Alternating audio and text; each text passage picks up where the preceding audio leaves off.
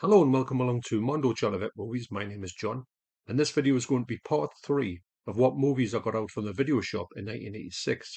But first, I just want to mention a few things. When I was cleaning out the cupboards the other day, I was looking through the cupboards. I'll put a picture up of the cupboard that I've got to go into to find the VHS. I'll put the pictures up now.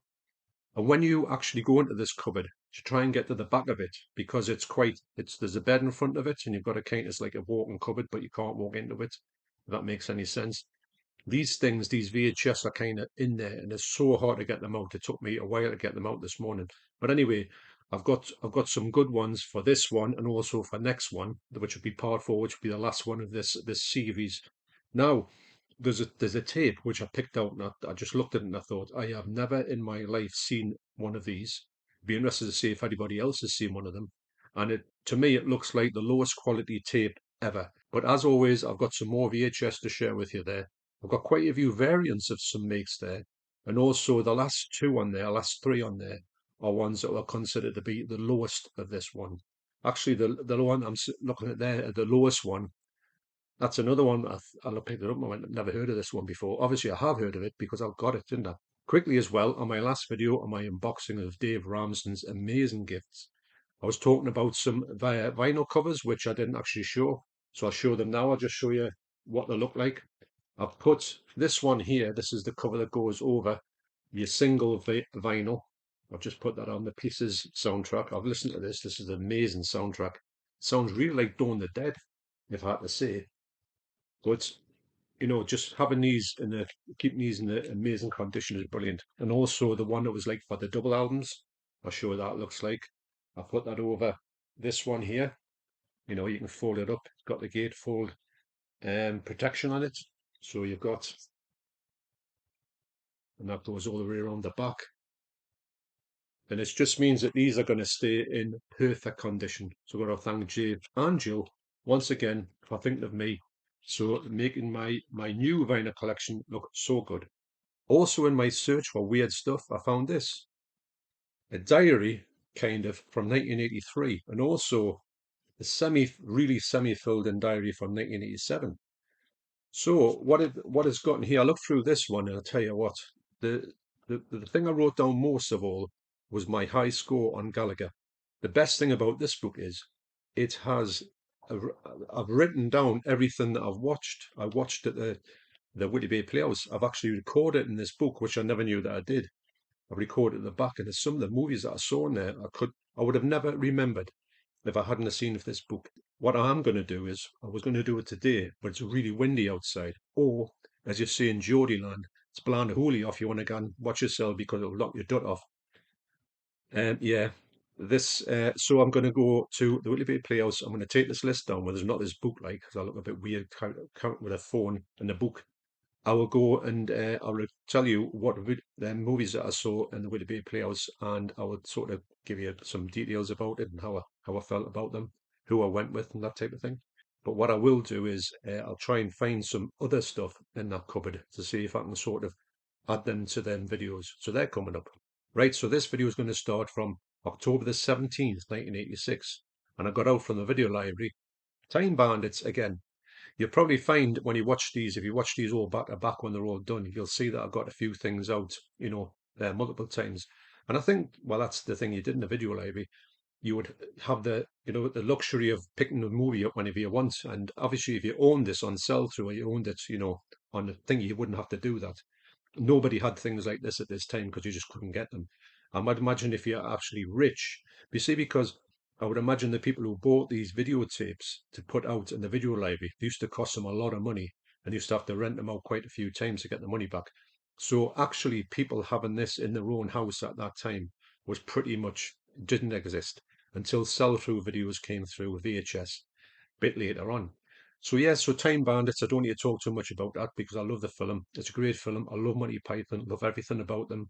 And I just think that it's great to see that they're still relevant today, even though they're sort of from a yesteryear, but people still get a laugh out of the Monty Python team.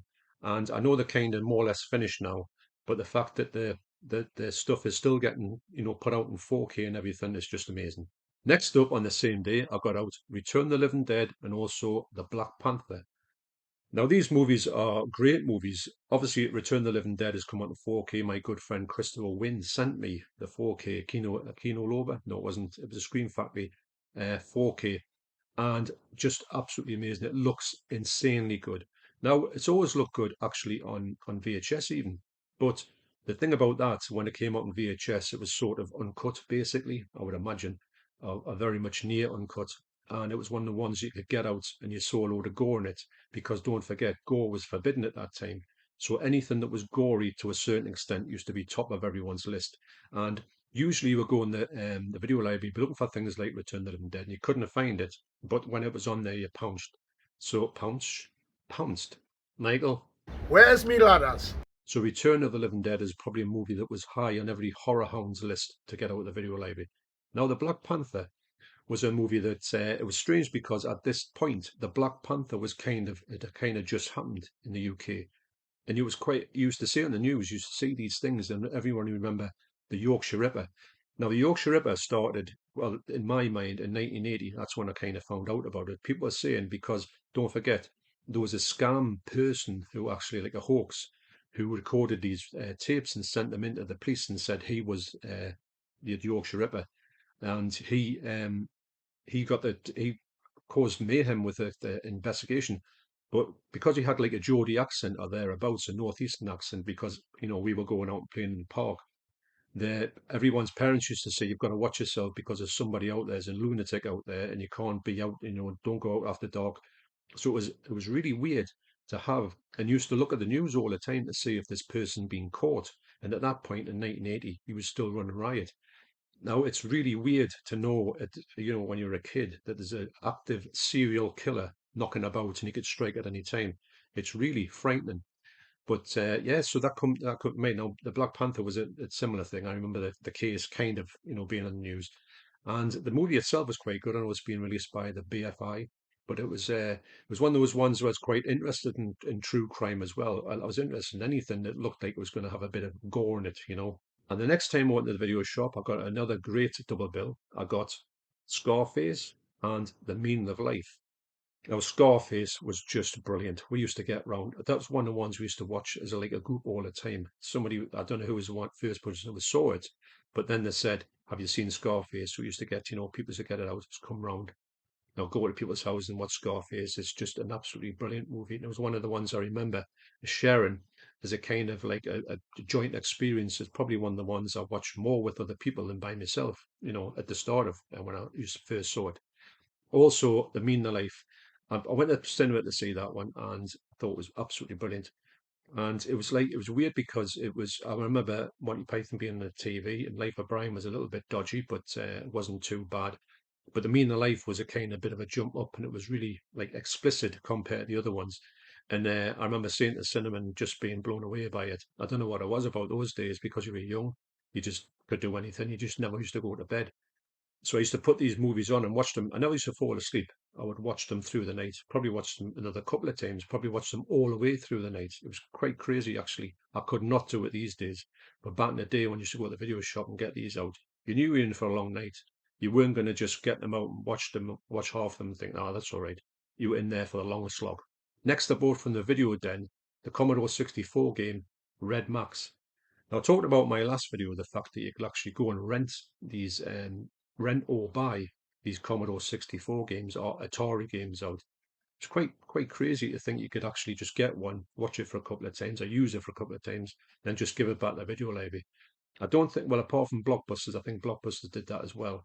But it was a really unique time because these were kind of fledgling the Commodore 64s. Everyone used to have a Commodore 64 or 128 or Atari, or, different systems, the Binatone thing. It was just like fledgling because don't forget those days you used to go down to Spanish City, you used to play in all the computer games, well, all that sort of the stand-up games, and I used to be just into that. Well, all were playing pool, doing that, and that's what you used to spend your money on. Actually, it didn't cost a fortune anyway, so you just used to win a few things on the two penny shove or whatever, and then you used to spend it in the Bandits or the games. So it was great actually. So it says on November the 5th, my record player was taken away to get fixed. Now, I can't remember what was happening with it. It was probably that it was running a bit slow, or I think there was something to do with the glass on it as well, was a bit broken, because these things, everyone had these things in the house. And I used to love my record player. When I got that record player, it was just the best thing ever. I used to spend just hours just looking at it, even never, and they had all the records underneath, and it was just the best thing ever. It was your own record center because I used to go downstairs and usually meet the family's one, which was pretty good. But this, you wanted to have your own one. You had your headphones on, you put them on late at night, put them in headphones on, had them blasting, lie in bed. It was brilliant. So that went away to get fixed on November the 5th. Next, I got out a great comedy double bill. I got out Top Secret and National Lampoon's Vacation. Now, Vacation has come out on 4K and it looks really good. It's a brilliant film. I'll tell you what, I would have watched that probably countless times. It's one of the funniest movies I've ever seen. Also, when you used to be younger, could remember every single line of dialogue in that movie. I mean, I can still remember most of it, but you knew what was coming up, but you didn't mind because you just used to love just watching these things time and time and time again. I think you all like that when you're younger. And also, Top Secret is another great movie that doesn't get really talked about that much. It's one of the great movies from the airplane crew and, the police squad. But that one seemed to have always been the one that didn't really, well, it did connect with people. We loved it, but it never really seemed to get the accolades that the other ones did. And I really think that should come out a good version in the UK. I know I've got it on DVD down there, but I still would like a really good 4K of that. Imagine 4K of the airplane films if they're going to do that. I would go and buy them, that series, because the early stuff from, say, Kentucky Fried Movie, which I've got over there. Where is it there? Kentucky Fried Movie through to, I'm trying to think, probably the Naked Gun movies. They were just absolute gems, and even though they had similar jokes in them, they were just so funny, and you just couldn't believe how many jokes had been shoveled into a movie. Next, I got out one of my favorite horrors of all time. There's another one that came out and it wasn't cut. I got out Demons. Now, Demons, the cover of Demons was brilliant. You saw it on the shelf and you just pounced on it. And it was one of the first ones where I looked at it and I thought, hang on a minute, this is kind of dubbed. Why is it dubbed? I didn't have any clue about dubbing at that point. I worked out that it was to do with Italian. And sometimes when you used to see dubbing earlier on, you used to think, well, this is just crazy. Apart from the Bruce Lee films, when you saw the Bruce Lee films and they were dubbed, you never thought anything about it. But dubbing on a movie that you expect people to be talking English on it, and they do type of talk English, but you can tell it's not their real voices coming out. It just seemed a little bit weird at the time, but I loved this film, and I would imagine everybody at this time would be getting that one out, along with Return of the Living Dead, because in the thing, it was one of those ones that you knew was going to deliver. And it was such a revelation when you first saw, because it was one of the ones where you looked at the cover and you thought, this cover looks amazing, but I bet it's rubbish. You put it on and you have one of the best experiences you ever have in your life. I would have loved to see it at the cinema, but never came to the cinema, sadly. I would have went to see it at the cinema, but this movie is just so good. And it's one of those ones that I'm going to talk about that it was uncut at the time, and it better for it the fact to get some good gore on the shelves because it was few and far between. You used to get these really gory movies that were always kind of put on the back burner or taken out or anything like away from people's, to get them to watch them. You had to struggle to watch these ones. That's why you had to go to the bootleggers because you knew that they would have probably the versions that you wanted. But this one must have slipped under the radar because there's some really good gore in it, and Mary Whitehouse mustn't have known about it. So, lastly, on this video, for the ones that are rented from the video shop, I got out The Life of Brian and Airplane. These are Airplane. I've watched this. I think I went yeah, I must have went to cinema to see this one, and Airplane 2 probably as well. These are just so funny. I watched that actually recently, and I just had such a blast with it. I think I watched Airplane 2 as well. I think Airplane 2 is maybe me more the favourite one of it, mainly because Captain Kirk's in it. Not Captain Kirk, but William Shatner, and he's brilliant in it. But Life of Brian, it caused a massive storm. And it was always on the TV, on the news, to say that this is so blasphemous, it's this, it's that. And it is a bit, but it's not because this person, Brian, has got nothing to do with anything. He's just living at the same time as the people that they were sort of talking about, saying it was all like blasphemous. But it's kind of is, but it isn't. But I don't take any notice of that. I think it's just such a funny film. And also on that date, the 14th of November, Your record player come out and it was £30. So I don't know what was the matter with it, but £30 sounds like it was quite something the matter with it because obviously £30 isn't cheap. Before I show you the VHS over there, I should give you a quick story of what happened on July the 18th, 1986. Now, at that point, I was working on Spanish City and I was actually leaving to go and work at the Freeman Hospital. And this was probably me last, I think it was my last day or one of the last days. Now, what happened when you left the Spanish City, there was kind of a little bit of a thing that they did to you, and you knew you were going to get it, and you just had to sort of take it on the chin, sort of figuratively speaking, and you just had to get on with it and just accept what was going to happen to you. Now, what had happened was they do a thing called you get greased, right? And it's honestly thinking about it. Now, I've seen people getting greased, and I thought, I hope to God that never happens to me. So anyway, word got out that I was actually leaving, so I was hoping to leave without anyone actually knowing, and I could have like slunk away. But saying that though, if I had done and I went back to the Spanish City and just seen everybody, I still would have got greased. So, you weren't going to get out of it. So, anyway, I went down on this day and it would have been start of the day, it would have probably been about 9 o'clock, setting the rides up and that. And when I walked through the amusements, which is right next to the Willie Bay Playhouse, walked through that entrance there, and then I went into the Spanish City. I remember looking around and thinking, hey, there's just nobody here. It was so like it's usually there's people around knocking about doing things, but it seems so like silent. And at that point I thought, I know what's happening here. I know what's going to happen here, but I can't see anybody. And to me, it just sounded like, well, maybe it's just in my mind. About 2 seconds later, they all come out, everybody, and there was tons of them. They all come out of the woodwork and they just grabbed it. Now, what happens when you get greased, if I can say this without upsetting YouTube or the robots or the algorithm or whatever, what you do is they've got this pan of grease, this bucket of grease, and I mean it's grease that you grease these rides with. So it's next level stuff. I don't know what it is. They got a hold of us, and I thought, right, this is it. Just get on with it, and this is what it is. So what they do is, without they get you on a bench, chuck you on a bench. It's down with the strides, down with the kegs. That's Geordie for what's underneath the kegs. Everything down, round ankles. They get the stick out with this stuff, and they scoop this stuff, and I mean, it's like a ball of grease, black grease, and it's like thwonk. Now like that, thwonk. So you get this about, I think I got about three. And at this time, I'm going, how are you, lads? This is, pack it in. They just go, no, no, take your beatings. This is what's happening. But I remember there was two old women walking past at this point. Was saying, oh, what's going on there? Like two really, like well-to-do old women. And they're going, oh, that looks terrible. And I'm going, how are you, lads? Man, there's old women walking past. And again, doesn't matter. So they get a hold of you after that, right? I mean, these are big lads. I mean, I was about 17 at the time. I couldn't stand a chance even. I wanted to fight them off. So I just had to, like I say, I had to take it. So they used to, can't believe I'm telling you this.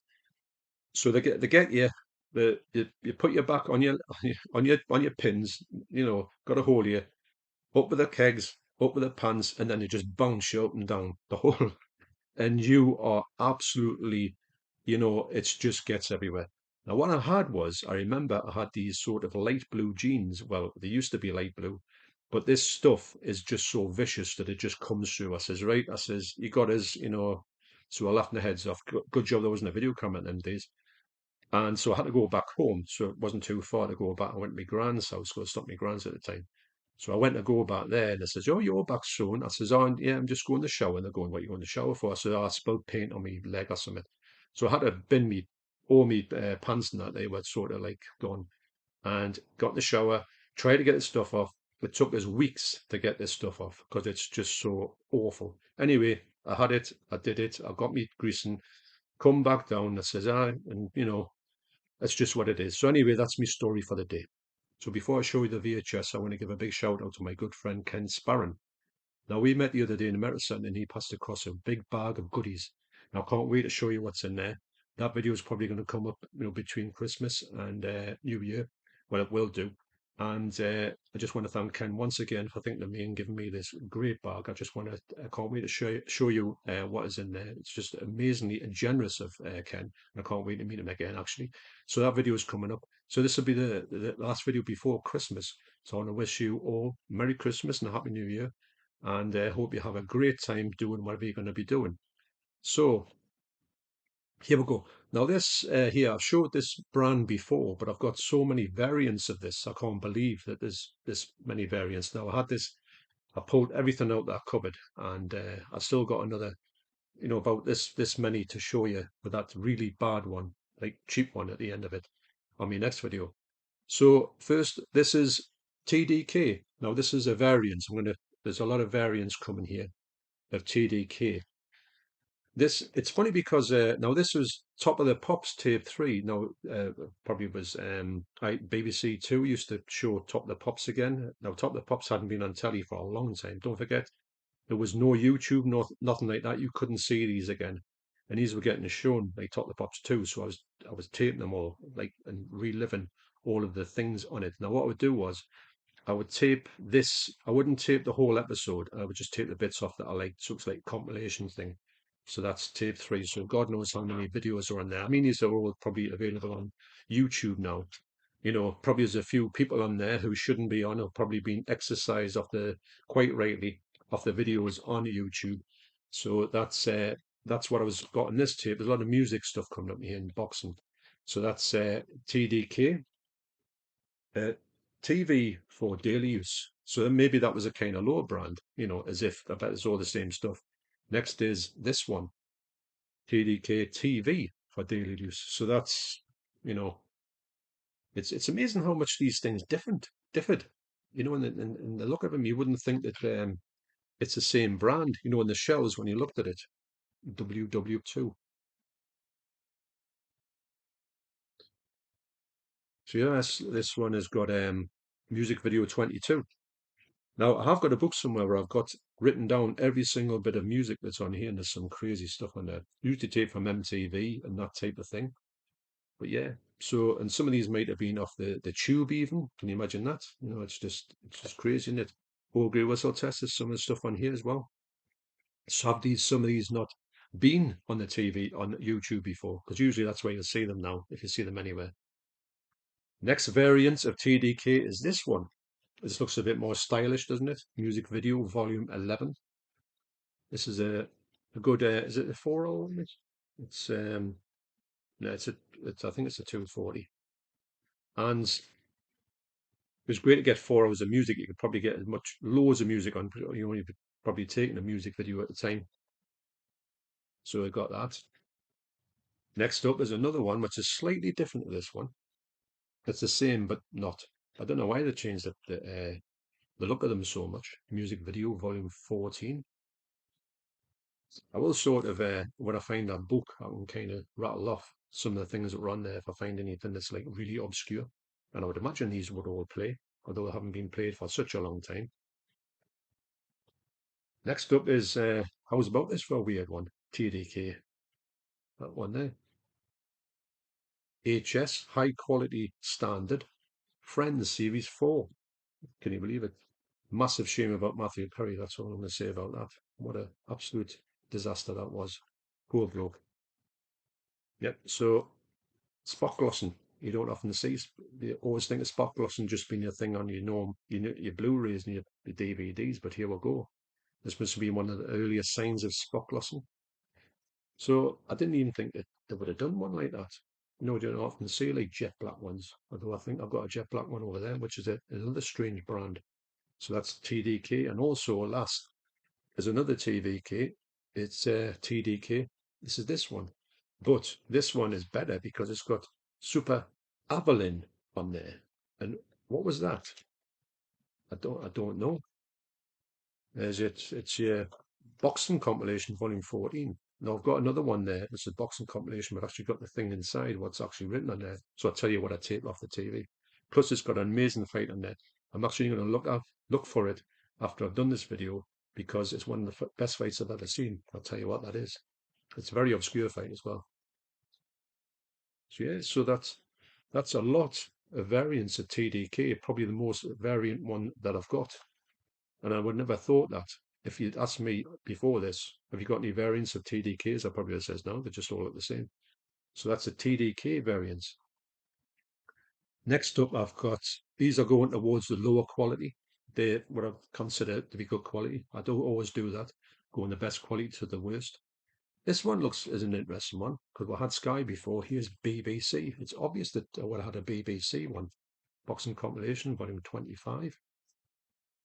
And it's obvious that probably all of these, suitable for Nikon digital stereo. Remember when Nikon came out? It was like, what? Nikon, what is it? Just a word to say. It was Nikon stereo, wasn't it? And you could tell the difference, man. It was a real upgrade. But yeah, you had your video recorders, you had to pay a lot more for them because of a Nikon stereo. Wow, amazing, isn't it? But yeah, BBC. And if you'd asked me if they had a VHS out, I would have said no, but here it is, BBC. Next is, and I think John Hall talked about this one in a previous video, Dixon's. Now I would imagine because Dixon's was a place where I used to go and rent stuff out. Dixon's, it was the same as Curry's, that's what it was. You had Curry's, the electrical goods, and you had Dixon's as well, and then they kind of merged, didn't they? And then Dixon's got, you know, kind of dissolved. That's music video 18. Well, that's quite a low looking one, and I can't remember Dixon's being, although they're quite a good brand to buy stuff off. I used to buy quite a lot of electrical stuff on them. I can't remember what the videotapes were like in the scheme of things. Probably ones that they sold in Dixon's, the shop. That's Dixon's, and a variant on Dixon's is this one. I can't remember anything about this one. It's just weird when you look at them. There's a boxing compilation, volume 23, and I was always taking boxing off the TV. As soon as I got Sky in, I just used to tape and there was loads of boxing on the telly. Didn't pay for it at all, and you could rack up a massive amount of some of the best boxing matches you could see. Just got them all for nothing, unless you obviously had to subscribe to Sky. But apart from that, you had your tapes, and I used to lend them out to people because people couldn't get Sky at certain times, and vice versa. They had other things that I didn't have. BSB, I think that's the same thing, isn't it? So yeah, so Dixon's variant. Now this is cutting towards the sort of the lower ones in my eyes. This is the one that I don't think I've shown before, and it's another one which I think, what? And it's got a great selling point on it, and it's not really a selling point; it's just a word. SVC. This is Boxing Compilation Volume 13. It's got the piece of paper, and so I'm tell you what I tape on there. But this one has sensor vision. Yeah, me neither. So because this one has got sensor vision on, you would probably think, oh, I've got to get this one. It's super high grade as well because it says so. And don't forget, they could probably put anything on this. They could probably get one out of a bin and say it's got sensor vision on. And because nobody would say, well, hang on a minute, that doesn't like sensor vision to me. You wouldn't know, would you? It's just a word, just a bit of a one of these sort of buzzwords that people have or made up. I might look it up actually and see if there's anything about sensor vision, and I'll sort of write a little explanation on here, which I doubt I'll find anything. Anyway, so what was on this tape was, and I'll tell you what that best fight was, and it's a cracking fight. Talk about a rocky fight. Boxing Compilation Volume 13. It has for the undisputed heavyweight title Evander Holyfield and Larry Holmes. That was a good one, 1991. Heavyweight bout, Riddick Bowe versus Bruce Seldon in 9th of August 1991. Heavyweight eliminator bout, Riddick Bowe versus Pierre Coetzee. There's another date for that. Middleweight bout, Tyrone Trice versus Ron Collins. And remember Tyrone Trice a bit.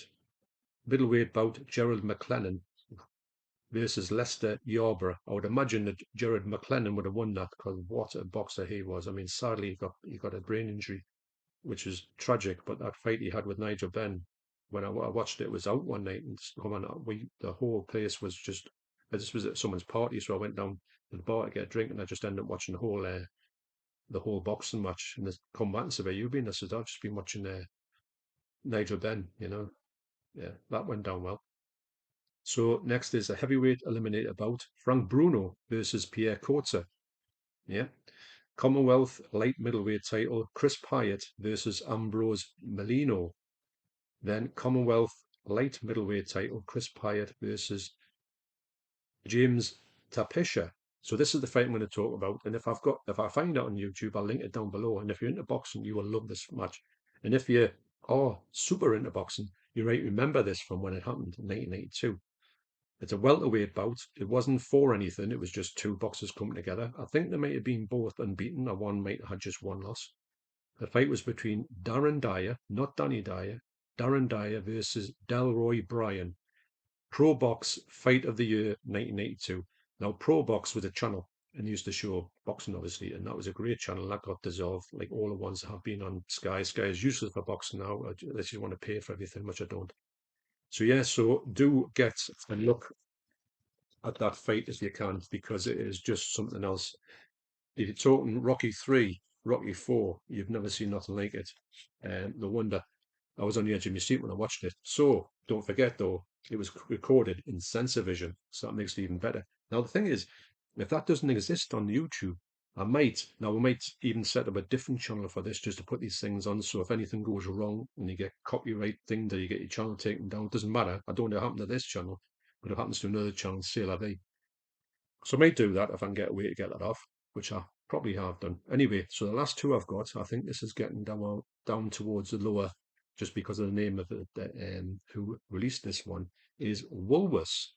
Now, Woolworths, everyone remembers Woolworths. They were great to go and get, used to get all of Matthew's toys, used to go down to the Spanish City and all that, used to come back up, get Woolworths, used to get himself a toy, used to come back home. So but I would imagine this is like lower quality because I think the Woolworths, they weren't cheap, but they were cheaper than most things. Big shame when that closed down because I thought that was a great shop. Used to sell loads of stuff. I got loads of vinyl from there, got loads of VHS from there. In fact, you get anything from Woolworths. It's one of the best places to shop in, especially in Whitley. It was a big shop, still there, but it's B&M bargains now, which isn't really something I'm interested in. So that's Woolworths. So the last one I've got here and the one I'm going to say is the one that nobody's heard of. Well, I haven't heard of. I'd be interested to see on the video if anybody has heard of this one. It is Parkfield. Parkfield. Now, weirdly enough, this is not a Parkfield tape because it's got my favourite movie of all time, Down by Laws, on there. So yeah, so that's probably a great tape in itself to have a VHS version tape off the TV of Down by Law. And it was funny when this came out, I used to enjoy it, but now, after multiple watches, it's become my favourite film of all time. It will always be. Can't think of anything topping it. It's just so great. But yeah, so Parkfield, it's not a Parkfield tape. It's weird because you see these boxes, and the last one I'm going to show you on the last video is truly mind-bending. The name of this VHS. I'll be interested. It's funny because you don't see any of the. It's not like a Parkfield tape in there. You don't see any of these. Is there VH? Is there Woolworths? Actually, well, the Woolworths one's still going, so that's all right. The Parkfield's long gone. You know, you get these other cheap ones. You just don't find the correct tapes in it, which makes you think that those tapes just snapped immediately. And they probably would snap with some. Actually, when you used to watch these, you didn't put anything good on here because you thought, if I tape it on here, I might just tape some TV stuff, and if it snaps, it snaps. But if I tape some stuff that I want to keep and I want to enjoy, or something that's really classic, you wouldn't go near these ones to put them in because you know you've got a better chance with Scotch. That's why these things go on there, ones that you want to keep forever. So anyway, thanks for watching. Next time, well, I was going to say next week, well, probably will be next week, will be number 4 of this series, and then that's done. And I'll go back to those two diaries over there, and I'll try and get some information there. I'll go down to Spanish City, that's sort of where the Whitty Bay Playhouse, and I'll go around there and I'll tell you about all those movies that I saw in there. And there's some really good movies in there, the ones that I would have never ever thought that I'd saw. And I can't believe I actually saw them there. And it just shows you they're all 18s or X's as were at the time. So this was when I was this is 1983. So this is, how old would have been 1983? Would have been about 13 or 14. So, yeah. And I didn't look 18, that's for sure. Okay, so thanks for watching. You take care, and I'll see you in the next video. Cheers.